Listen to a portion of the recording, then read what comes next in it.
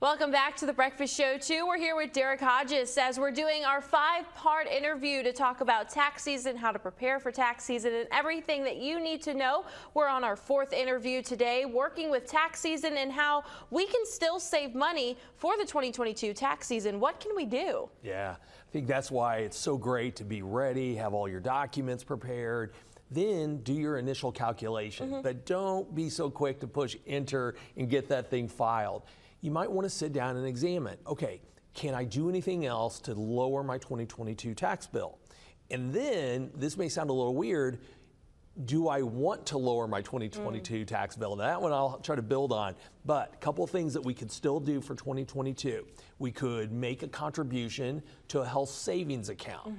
Not everybody's eligible for one of those. You have to have a special type of high deductible health insurance plan, so it's got to be a qualifying plan. But if I do that, I can make a super great tax advantage health savings account contribution.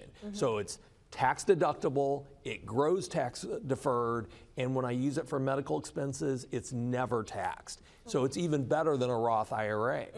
The other thing we could do is an IRA contribution, a traditional IRA, and take that off of my income. And so then you had mentioned that do we even want to do this for our tax? Yeah. What is that about? Well, so this is where I always like to think about taxes from a long-term standpoint. Maybe I'm not in my worst tax position than I will be in my lifetime. I personally think taxes are likely going to go up sometime in the next couple of decades.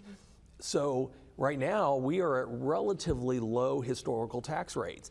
So sometimes this idea of saving taxes today may end up working against us tomorrow. And when we don't have what I call tax diversification, when I don't have, say, Roth IRAs or other type of investment accounts with different tax treatment, when I get out there in my 70s and 80s and need to spend money for my lifestyle, I may only have the choice of pulling money out that's going to get taxed.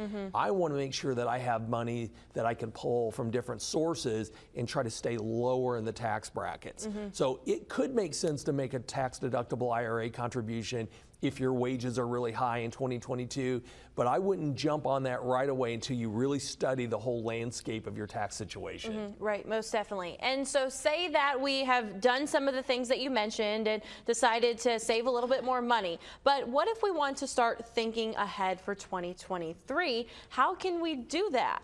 I love that idea. I think, you know, sometimes we'll get to the end of the year and go, okay, now I'm gonna make this IRA contribution or HSA. I really am a big proponent on why not just go ahead and get yourself budgeted into contributing to those things monthly. Even if you're not making a full contribution monthly, you're in a much better place when you get to the end of the year.